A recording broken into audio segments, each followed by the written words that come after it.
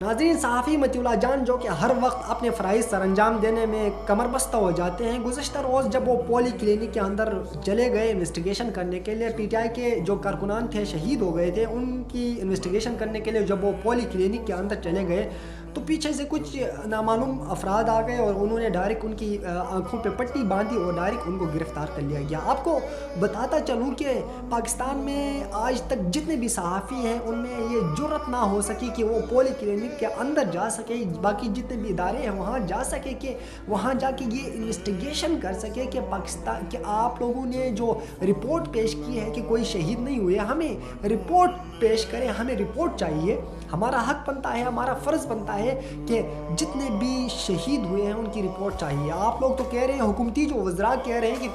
कोई शहीद नहीं हुए हैं, हमें रिपोर्ट चाहिए। मैं तफ्तीश के लिए आया हूँ, कोई सहाफ़ी नहीं है पाकिस्तान में जो कि